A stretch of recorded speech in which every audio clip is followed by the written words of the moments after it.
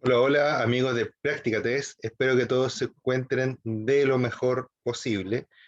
Les comento que el día de hoy, ¿cierto? Estamos en la cuarta clase de nuestro ciclo y que empezamos a hablar de condiciones climáticas adversas, ¿ya? Empezamos a hablar de condiciones climáticas adversas al conducir en moto. Recuerden que esto es practicatest.cl, que yo soy Ricardo Cornejo,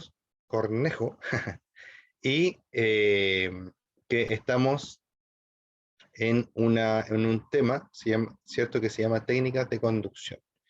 Recuerden que ninguna de las cosas que podamos hablar acá reemplazan el aprendizaje práctico, ¿ya?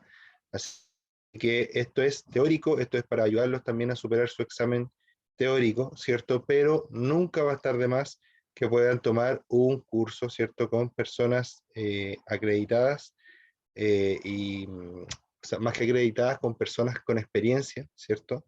Este tema y que les puedan dar buenas recomendaciones. Ya existen varios cursos por ahí que se pueden ir tomando, ¿ya? Para mejorar las técnicas de conducción, ¿cierto? Recuerden que lo que ustedes puedan mejorar en un curso, ¿cierto? De forma práctica, por ejemplo, si aprenden a frenar, a tomar curvas, ¿cierto? Etcétera, les va a servir mucho para el comportamiento en la calle, ¿cierto? Y para las reacciones también en la calle. Van a saber cuánto frena su moto, cuánto acelera, etcétera, ¿ya?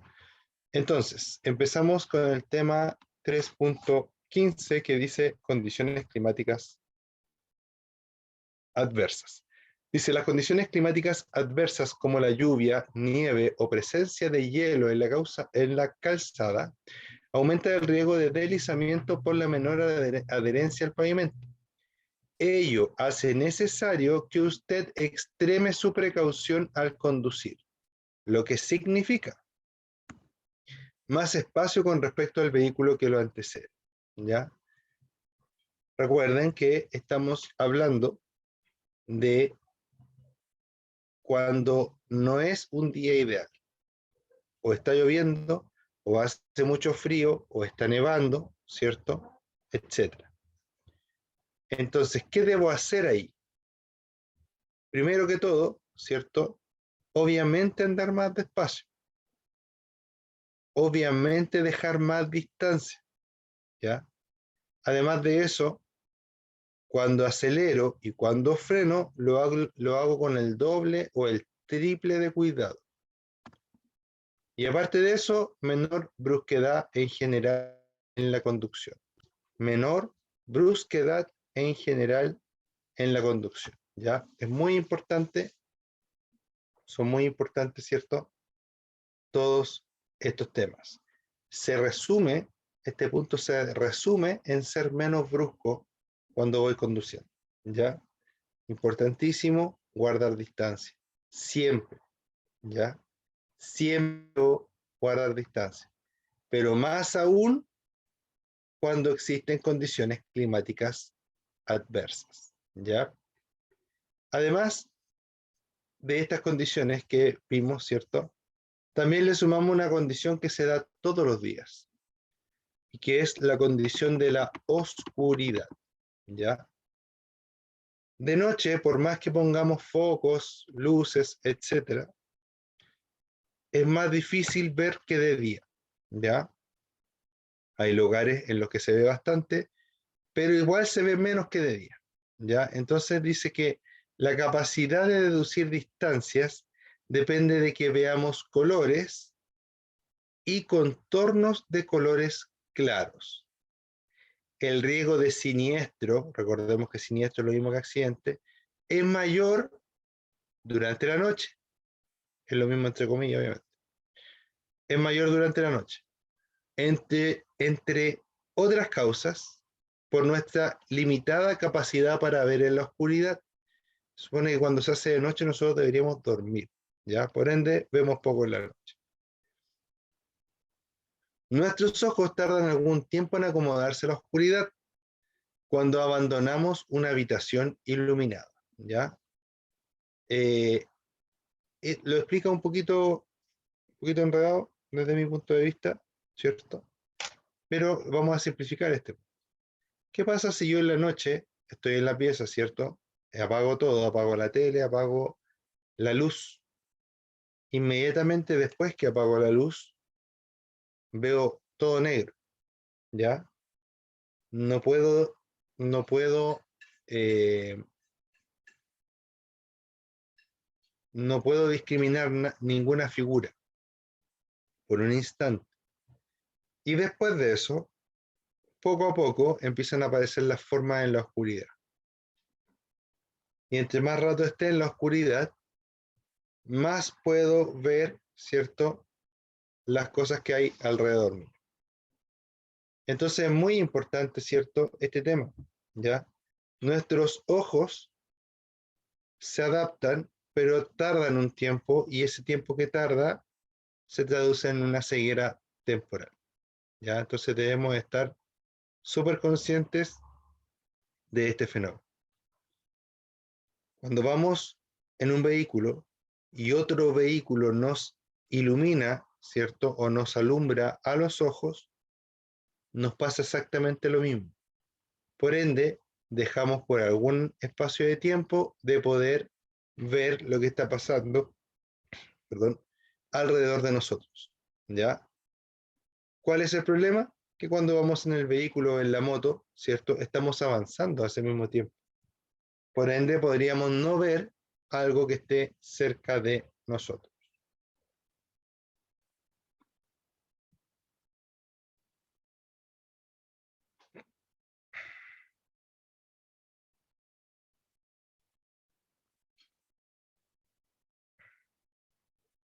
De igual modo, dice, como ya hemos visto, al conducir en la oscuridad y aunque no miremos directamente los focos de los vehículos que vienen en sentido contrario, es fácil que se presenten efectos de ceguera que pueden empeorar temporalmente nuestra visión, ¿ya? Nuestra capacidad de calcular distancias depende de que veamos colores y contornos de colores claros. En la oscuridad, estos se difuminan. Lo mismo sucede cuando la visibilidad se encuentra reducida por efecto de la niebla, la lluvia, ¿cierto? En estas condiciones, el tráfico que viene en sentido contrario parece encontrarse más lejos de lo que realmente está. Esto puede hacer que usted aprecie más las distancias cuando desee adelantar a otro vehículo, ¿ya? Entonces es muy, muy, muy importante este tema, ¿ya? Es importante porque estamos viendo que para empezar en la oscuridad pueden haber objetos que no vamos a ver. Segundo, podemos entender, ¿cierto?, que en oscuridad y además con condiciones climáticas adversas, como por ejemplo lluvia o nieve, podríamos equivocarnos al evaluar la distancia de los vehículos. Por lo tanto, por ejemplo, podríamos querer pasar, atravesar la calle de un lado al otro, y al atravesar esta calle de un lado al otro, lo que va a suceder, ¿cierto?, es que a lo mejor yo veo un vehículo y veo que viene lejos, atravieso, pero en realidad este vehículo viene más cerca de lo que yo pensé y se puede producir un accidente. Por ende, tenemos que tratar de siempre trabajar, por decirlo así, o manejar extremadamente sobre seguros. Extremadamente sobre seguros. ¿Ya? ¿Qué significa eso? Poder asegurarnos cada vez, ¿cierto?, que realmente la distancia que hay entre nosotros y el vehículo que pudiera encontrarnos sea la suficiente para poder realizar la maniobra en cuestión.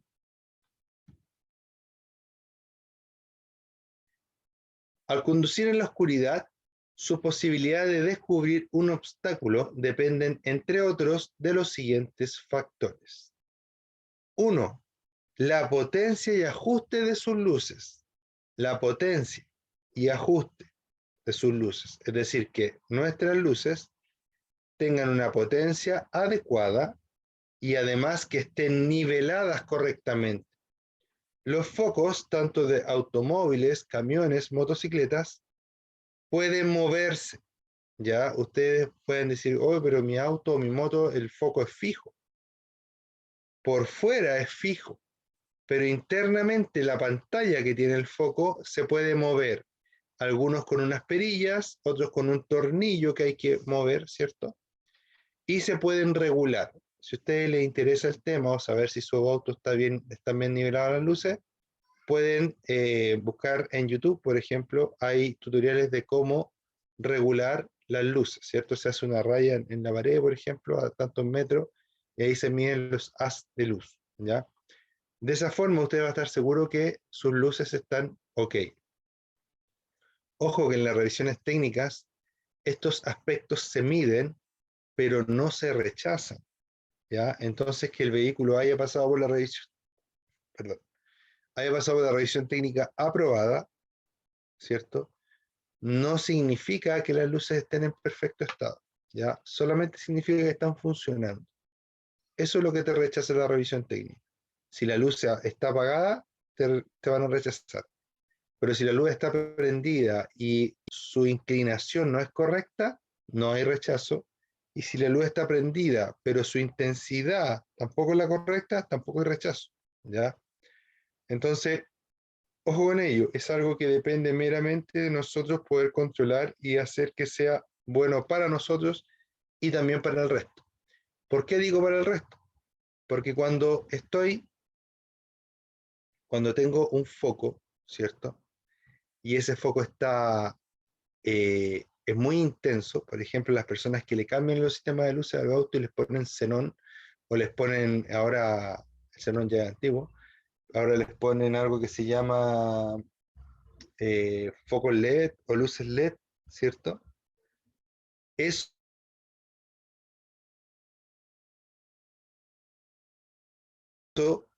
eh, a que los demás conductores vean menos, porque muchas veces les ponen luces de mucho mayor intensidad y eso perjudica, obviamente, ¿cierto?, a las demás personas. Entonces siempre mi consejo es que mantengamos las luces de fábrica, los sistemas de luces de fábrica, y que además de eso, ¿cierto?, verifiquemos que estos sistemas de fábrica sean bien nivelados y que tengan la intensidad correcta, ¿ya? Hablamos entonces de nuestras luces, ¿ya? Su capacidad visual depende entonces, vamos a recordar, me fui muy largo en eso, así que vamos a recordar el punto que estamos viendo que dice, al conducir en la oscuridad, sus posibilidades de descubrir un obstáculo dependen, entre otros, de los siguientes factores, ¿ya? Hablamos de la potencia y ajuste de nuestras luces, ¿ya? Después, la capacidad visual. ¿De quién? De nosotros también, ¿cierto? Nuestra capacidad visual. Hay personas que tienen licencia, les dan licencia solo para conducir de día, por ejemplo, porque de noche se reduce mucho su capacidad visual, ¿ya? Eso lo ven los doctores que están en los municipios para entregar la licencia. Entonces hay veces que se dan cuenta los doctores que la persona de noche ve muy poco. ¿Y qué hacen? Licencia solo diurna.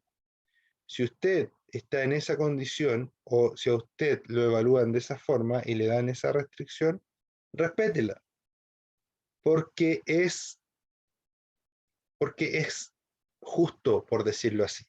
Porque la ley también podría decir, no, sabe que usted no ve bien de noche, así que mejor no le damos licencia.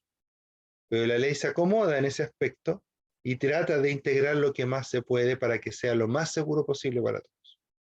Pero si le están diciendo que usted ve poco de noche y usted insiste en manejar de noche, usted lo que está haciendo es un peligro para los demás conductores y la sociedad. Entonces, ojo con eso, ¿ya? Por algo se, se crean estas restricciones.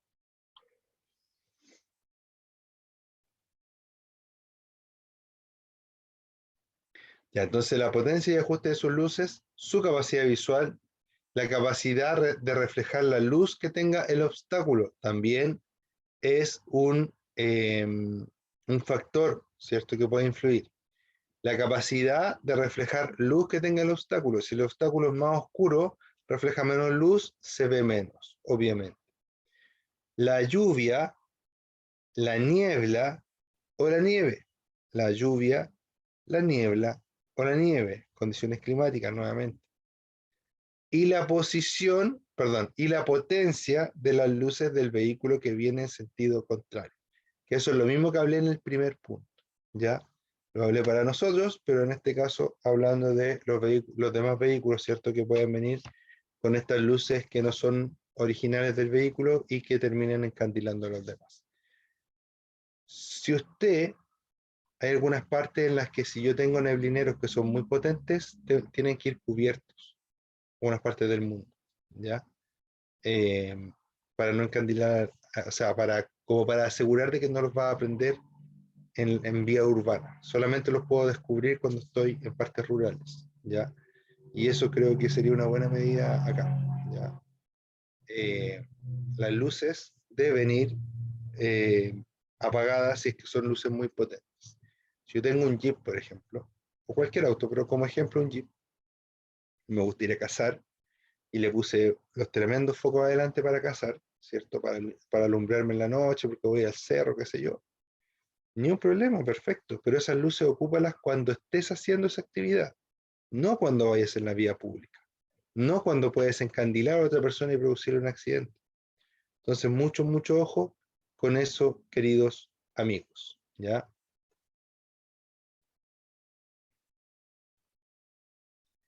Distancia de verificación con distintos tipos de ropa. Aquí hay varias esta, pero la que más me gusta es esta que está acá porque es más demostrativa, ¿ya?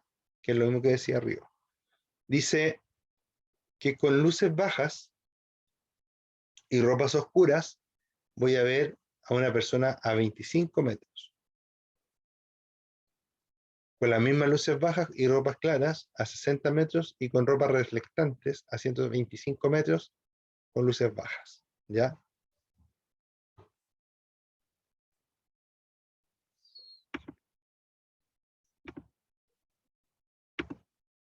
Levantó la mano Carol, me parece. No, no te puedo ver acá, es tu nombre, no sé por qué no aparece, pero me parece que levantó la mano Carol. Carol, mira, en la parte de abajo hay una parte que dice preguntas y respuestas al lado del chat, ¿ya? Ahí tú puedes escribirme cualquier pregunta que tengas y yo te la respondo ahora, ¿ya? No hay ningún problema. Ya, entonces, con respecto a las luces, ¿cierto? Con luces bajas, como se ve en esta imagen, voy a ver a las personas con ropa oscura realmente muy cerca, también cerca a las personas con ropas más claras, y ya a una distancia más prudente a las personas con ropas reflectantes, ¿ya? Por eso que son importantes los chalecos reflectantes. Si bien es cierto, cuando se instauró la medida hubieron varias polémicas por los precios de los chalecos, etcétera, el, la implementación de la norma yo considero que estuvo súper bien y súper acertada, ¿ya? ¿Por qué? Porque ayuda muchísimo, ¿cierto? Puede ayudar muchísimo este tema, ¿ya?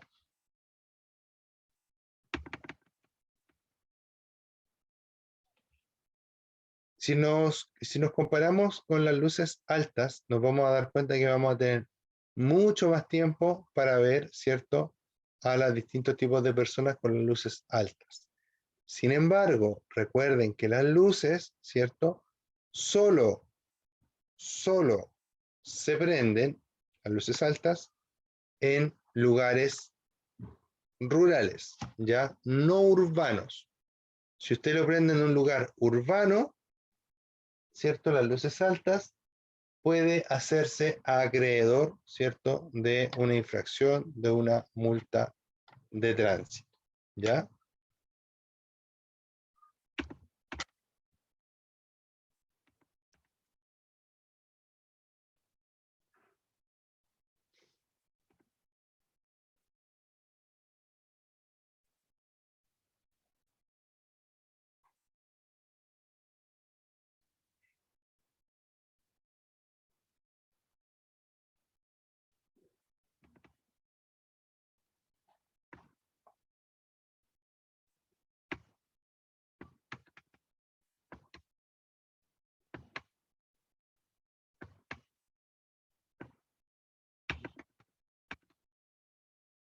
Ya, vamos a hablar un poquito de conducción en túneles. Dice, la construcción de autopistas urbanas ha significado, urbana se refiere como autopista central, ¿cierto? Todas las que pasan por urbes, ¿ya? Se les llama autopistas urbanas porque, si bien es cierto, la ruta 5 o la autopista central en este caso, se une o es parte de la Panamericana, ¿cierto? Eh, Está pensada mucho para que circule la gente que quiere ir por la urbe, ¿cierto? Por la ciudad.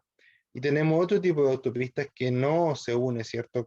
Que no continúa, digamos, hacia la Panamericana, ¿cierto?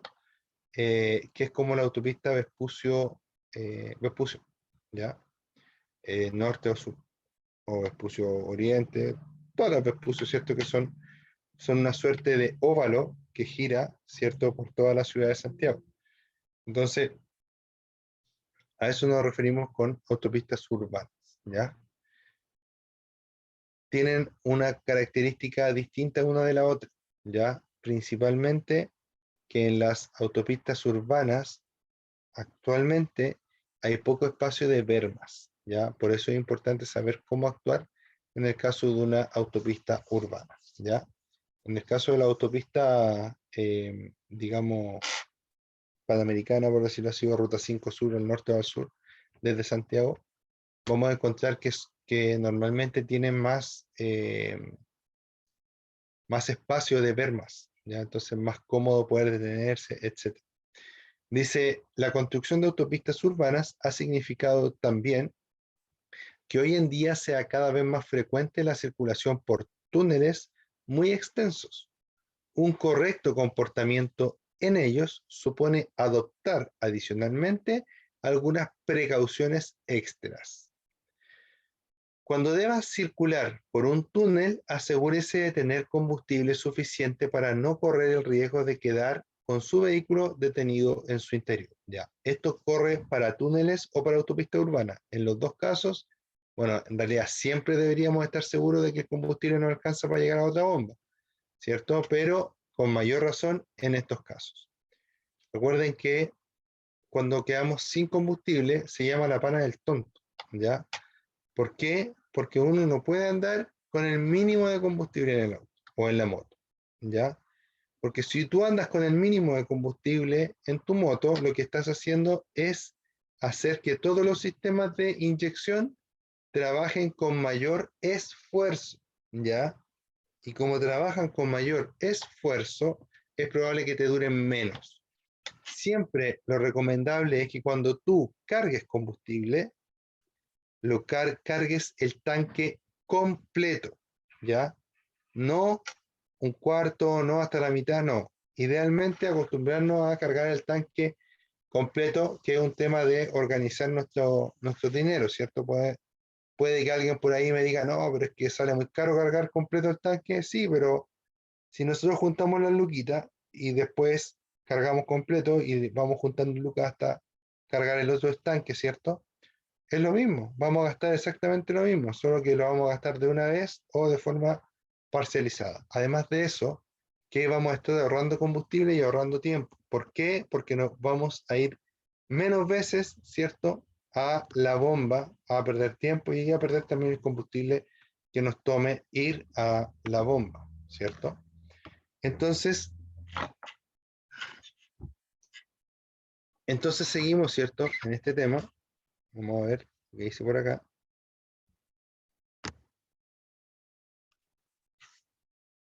Ya. Esté atento a las señales de mensaje variable que existen. ¿Qué es una señal de mensaje variable? ¿Ya? Una señal de mensaje variable es una señal, valga la redundancia, ¿cierto?, que cambia. ¿A qué se refiere con esto? Palabras más sencillas y más simples. Se refiere a que hay pantallas que están mostrando información en tiempo real, ¿ya? Y en los túneles es muy importante porque en los túneles dejamos muchas veces de tener conexión con nuestras redes, por ejemplo con Waze, ¿ya? Entonces, si dejamos de tener conexión con Waze, no vamos a, por ejemplo, a los que estamos acostumbrados a manejar con Waze, no vamos a tener los datos de si hay un vehículo parado más adelante, etcétera, ¿ya? Sino que en el túnel estamos nosotros y el túnel, por decirlo así. No en todos, pero hay algunos que se pierde la comunicación con Internet, ¿ya? Entonces, siempre en el túnel, en realidad en cualquier autopista, en cualquier camino, debo estar atento a si el vehículo, o sea, a si las pantallas, ¿cierto?, nos avisan de algún peligro. Por ejemplo, vehículo detenido, por ejemplo, atochamiento desde tal parte a tal parte, que esa información nos puede servir para tomar otro camino. Por ejemplo, nosotros queríamos salir en la salida 12, pero hay atochamiento entre la salida 8 y la 14, ¿ya? Entonces, a lo mejor podemos tomar otro camino y salir en la salida 6 o 7, ¿ya? Por eso es importante, ¿cierto? Poder siempre estar atento a la señalética que está en el interior de los túneles, que en la actualidad normalmente es variable y se está controlando desde una base o centro de control y se van variando los mensajes que se van mostrando, ¿ya? Tenga cuidado, dice, con la presencia de charcos causados por goteos o agua que se filtra, ¿ya? Normalmente los túneles están debajo de mucha tierra, atraviesan un cerro, por ejemplo. Y al hacer la construcción del túnel, es posible que topen una napa, ¿cierto?, de agua, y hay muchos túneles que están goteando. Ya, la verdad que desconozco por qué gotean los túneles, pero me imagino que va por ahí el tema. Ya, independiente de por qué sea que gotean, eh, siempre debemos tener cuidado, ¿cierto?, cuando hay charcos de agua. En los túneles hay menos espacio disponible para cualquier lado, ¿ya? Por ende, que el auto se resbale, haga un aquaplaning, o la moto se resbale o haga un aquaplaning, ¿cierto? Puede ser mucho más complicado a que si fuera en un espacio distinto a un túnel, ¿ya? Dice, si su vehículo sufre un desperfecto, encienda sus luces de emergencia. Si no puede mover su vehículo, salga de él. Si puede mover su vehículo, sáquelo del túnel o bien acérquese lo más posible a la derecha e idealmente a un lugar especialmente habilitado para emergencias. Apague el motor y espere por ayuda. Si requiere pedir asistencia, hágalo exclusivamente desde un teléfono SOS, ya que los celulares no indican de dónde se está efectuando la llamada. Y muchas veces, si estoy en un túnel, el celular tampoco va a funcionar, ¿ya? Entonces, siempre es importante que cuando uno maneja, ir mirando los teléfonos de SOS, ¿ya? Ir mirando las alternativas que pueden haber. ¿Por qué? Porque en caso de que quedemos en pana, saber más o menos, mira, pasé hace poquito un SOS, así que voy a devolverme caminando por la orilla hasta el teléfono, o voy a avanzar hasta el próximo porque el último que pasé lo pasé hace mucho rato, ¿ya? Entonces eso me va a ayudar a tomar mejores decisiones. Es muy importante en nuestra conducción, sobre todo en motocicleta, estar muy atento a todo lo que nos está rodeando.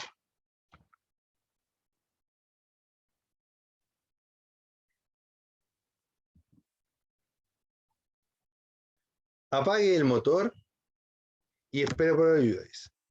Ya vimos ese. Dice, siga las instrucciones del personal del túnel. Ya, el personal del túnel le va a decir, espere, le va a decir, pónganse en tal parte, le va a decir, haga esto, haga lo otro.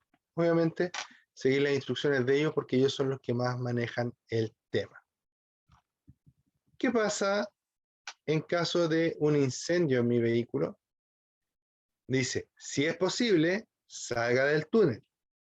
Si no puede desplazarse hacia la derecha, perdón, si no puede, desplácese hacia la derecha y apague el motor. ¿Ya? Ahí sí. Entonces, en caso de incendio en un túnel, dice que si es posible, salga del túnel. ¿Ya? Por ejemplo, si veo que algo se está prendiendo, pero está relativamente controlado y no está cerca de mi cuerpo, por ejemplo, sigo avanzando. Si es que puedo salir del túnel, salgo del túnel. ¿cierto? Si no es así, si no puedo, si el fuego es muy inminente que me alcance o que alcance otra parte que sea más peligrosa en la motocicleta, dice que me desplace hacia la derecha y apague el motor. Luego de eso, abandone el vehículo inmediatamente. Busque si hay un extintor disponible. Si no puede extinguir el fuego, solicite ayuda desde el teléfono de emergencia. Ya, ojalá que a nadie le pase eso, que debe ser bastante terrible. Y además de eso, las motos no cuentan, ¿cierto?, con un extintor. ¿Ya? Venden extintores, por si acaso. Hay algunas páginas por ahí que venden extintores muy, muy eficientes, ¿cierto? Livianos también y hechos especialmente o pensados especialmente para montarlos en una moto, ¿ya? Y eso puede salvar tu vida, la vida de alguien más y también tu inversión, ¿ya? Entonces es muy bueno andar preparados, chiquillos. Si es posible, dice, salga del túnel. Ah, no, perdón, ya habíamos leído eso.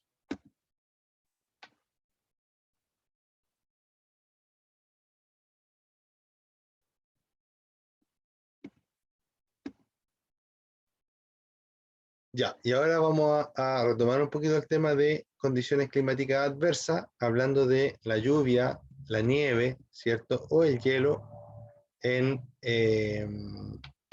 la motocicleta, obviamente.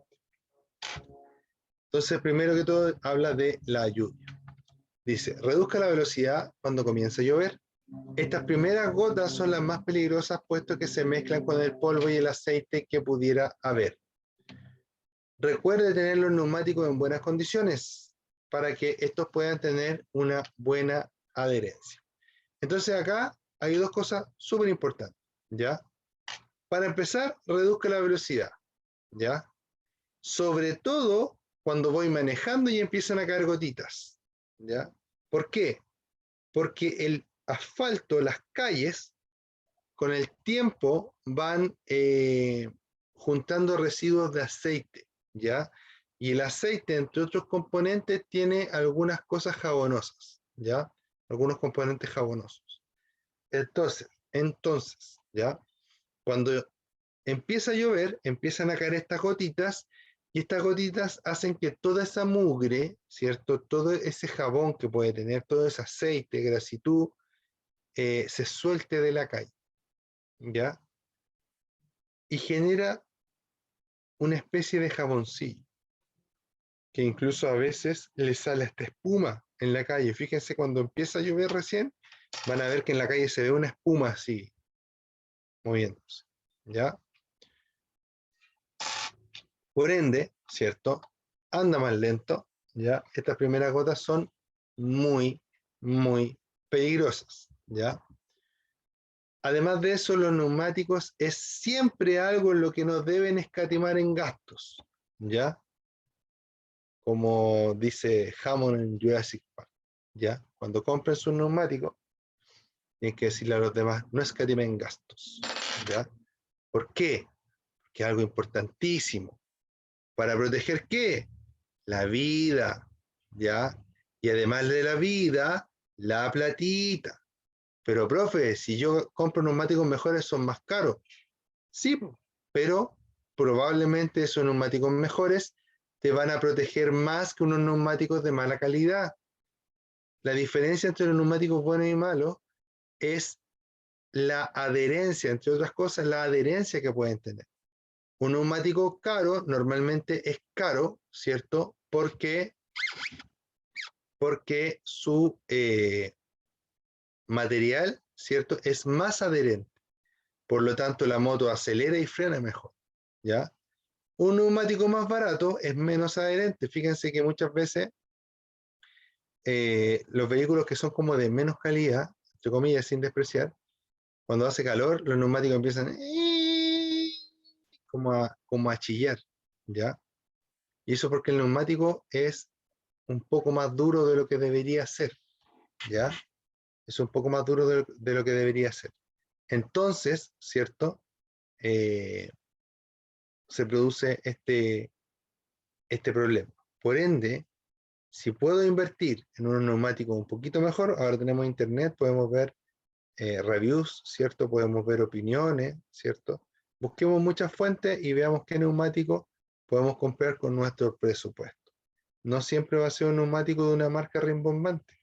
Pueden haber marcas que no, la gente no conoce mucho y que en realidad son excelentes productos, ¿ya? Pero para eso, ¿cierto? Debemos estar dispuestos siempre a quizás gastar un poquito más. Y sobre todo gastar, porque muchas veces el neumático ya se le ven los alambres, los pelos, y la gente no los cambia, ¿ya?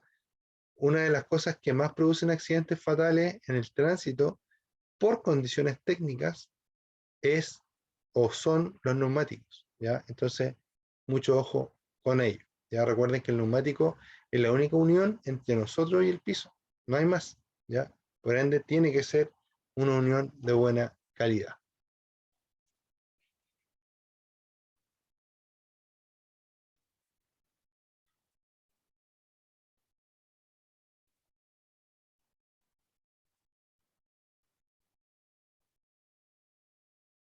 ¿Ya? Para secar los frenos, cuando existe mucha lluvia, se realiza de manera progresiva bombeando el pedal de freno. Cuando yo voy a frenar, tengo pastillas de freno acá y tengo el disco pasando entre medio de las pastillas, ¿cierto? Cuando está lloviendo está mojado, está todo mojado, ¿cierto? Toda la moto mojada. Entonces cuando voy a frenar es posible que no frene al tiro, porque está mojado acá entre medio. O que frene pero no con la misma eficiencia de siempre. ¿Qué debo hacer? Cuando voy frenando, tratar de frenar, soltar, frenar, soltar, frenar, soltar. Eso es bombear.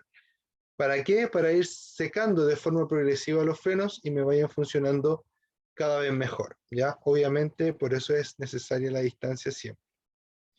Es importante aumentar la distancia con respecto a los demás vehículos al doble y al triple, ojalá, ¿ya?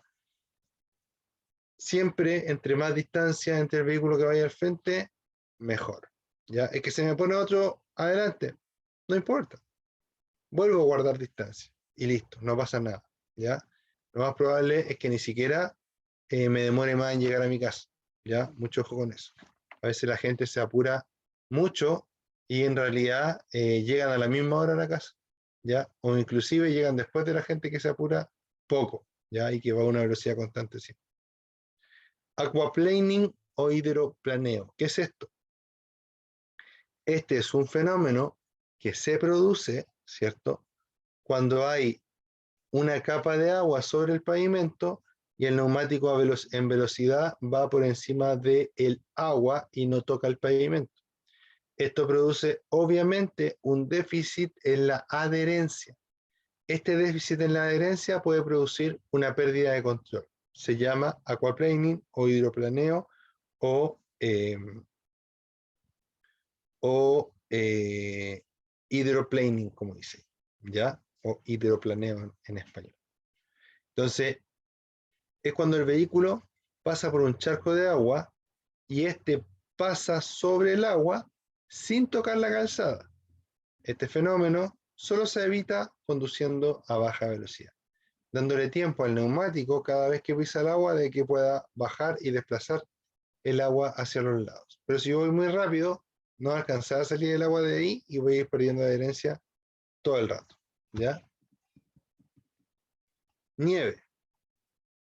Los primeros copos de nieve son los más peligrosos al mezclarse con el polvo y el aceite. Es importante manejar en cámara lenta, ¿ya? Imagínense lo que les dicen, manejar en cámara lenta. Suena un poco chistoso, pero es una forma muy buena de explicarlo. Cámara lenta, suave, lento, mover, no volantear, ¿cierto? Sino que mover lento para allá, para acá, etc. ¿Ya? Dice,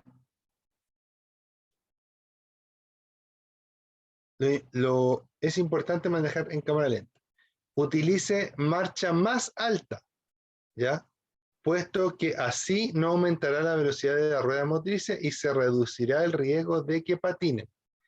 Patinar es que la rueda gira, pero el auto avanza menos de lo que la rueda gira. Ya es como, ¡ah! Ya, eso es patinar. ¡Ah! Ya, para que se entienda. Ya. Esto obviamente pasa con mucha facilidad cuando hay hielo o nieve.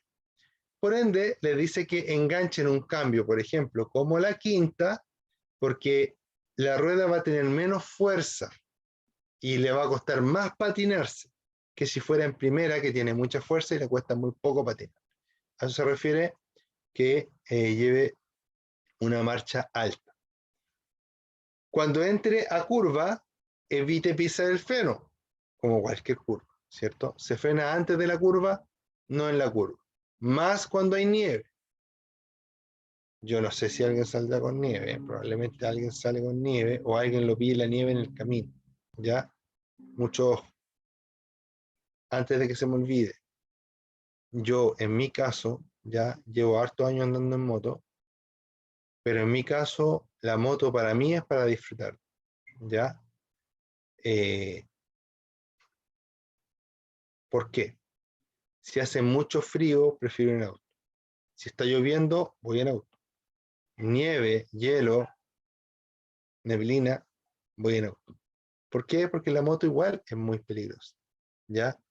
Entonces agregarle más factores de riesgo es medio suicida, ¿ya? Yo sé que hay algunos por ahí que dicen, no, yo voy en moto a todos lados y todo.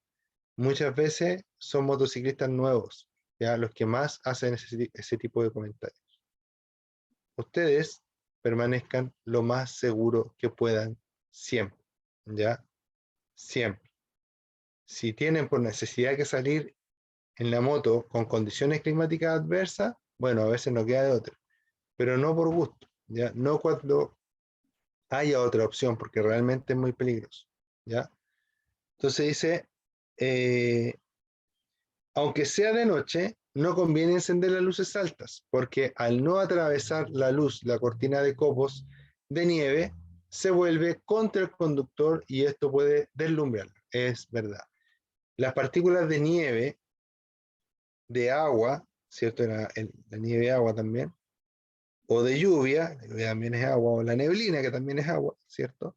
Funcionan como espejos. Entonces, cuando yo prendo las luces, la luz rebota en estos espejos, en estos microscópicos espejos, ¿cierto? Y pueden afectarme la visión o hacer que en vez de ver más, vea menos, ¿ya? Use las luces antiniebla cuando conduzca con nieve. Obvio que sí. Luego habla del hielo. El hielo reduce o incluso elimina la adherencia, existiendo grave peligro de deslizamiento. Obviamente, es cosa de tocar un hielo y pasarle el dedo, ¿cierto? Lo resbaloso que es. Cuando conduce, existen lugares muy peligrosos que se produce hielo, tales como lugares que reciben sombra todo el día, ¿ya? Eh, Esos lugares que reciben sombra todo el día, por ejemplo, bajo de un puente, ¿ya? Ahí si hace frío, bajo un puente siempre va a estar con hielo. Obviamente si hace mucho frío. Puentes. Recuerde que la distancia de frenado puede aumentar hasta 10 veces con hielo, ¿ya? Recuerden también que hay algunos puentes que son como mecanos, que son de acero, ¿ya? Y el acero queda, después de un tiempo que se está usando, queda súper liso y los neumáticos se pegan súper poco. Entonces, ojo también con ese tipo de superficie que pueden hacer, aunque no haya ninguna condición climática adversa, pueden hacer que se demore más en frenar el vehículo. Niebla. La niebla requiere calma y que usted no se empeñe en ver más de lo que realmente puede ver. Debe conducir con luces bajas cuando conduce con niebla. Debe conducir con luces antiniebla si el vehículo las posee y además evite adelantar vehículos. El secreto de la niebla es avanzar a la velocidad prudente que te permite tu visual. En una ocasión yo no venía en moto, gracias a Dios, venía en auto. Manejé desde Rancagua hasta por ahí por Paine, ¿cierto? Y venía con mucha niebla, pero con mucha niebla. Creo que me demoré como 4 horas en llegar de ahí hasta acá. Venía muy cansado, pero no se podía andar más fuerte porque realmente se veía demasiado poco, ¿ya? Esto es, amigos míos, la clase por el día de hoy. Espero que estén. Vamos a hablar del viento para terminar el punto. ¿ya? Aparte que tengo una historia para el viento también. El viento fuerte dice. El viento fuerte principalmente cuando en caminos de montaña sopla de lado. Las ráfagas agravan el problema. Conduzca con máxima precaución y esté muy atento para evitar los posibles desvíos, ¿ya? Si se fijan, nos dice que no puedes andar con viento, ¿ya? La verdad que la condición de viento fuerte asusta mucho, ¿ya? Yo en una oportunidad iba a La Serena y me tocó justamente en unas partes altas que tiene el camino eh, que me atacara el viento de forma sorpresiva. En ese tiempo yo andaba en una moto pequeña, ¿cierto? Iba con la que ahora es mi esposa, si ponemos pololo, y la verdad que me tambaleó la moto así, nunca yo había sentido eso, y me fui súper asustado. Llegué súper asustado a La Serena, me metí a internet a investigar cómo podía manejar mejor con viento, y la verdad que cuando hay viento o puede haber viento, lo que tú tienes que hacer es estar tranquilo e ir muy atento. El viento te va a llevar hacia un lado del camino, ya derecha o izquierda, dependiendo, ¿cierto? Y lo que tienes que hacer es corregir suavemente, ¿cierto? Y seguir andando, ¿ya? Muy difícil que te levantes la moto y te tires para otro lado, no sé si pueda pasar, pero yo no lo he visto por lo menos. Pero sí te va a desviar del camino, te va a empujar hacia un lado y muchas veces te va a empujar de forma constante. Entonces, ¿qué pasaba? Que en algunos momentos del camino yo iba la moto inclinada, ¿cierto? Y el viento soplando por un lado. Y era como que el viento sostenía la moto. ¿Ya? Pero siempre ahí atento, ese es el mayor secreto para el viento. Muy atento y muy tranquilo, ir corrigiendo suavemente, ¿ya? Ahora sí que eso es todo por hoy, ¿ya? Espero que estén muy bien, que les vaya excelentemente bien a todos. Espero que aprueben su examen con todas las preguntas buenas. Para eso estudien mucho, vean videotest, hagan test en nuestra plataforma, ¿cierto? Y esto es practicatest.cl y yo soy Ricardo Cornejo, profesor de clase C. Nos vemos, cuídense mucho y chao, chao.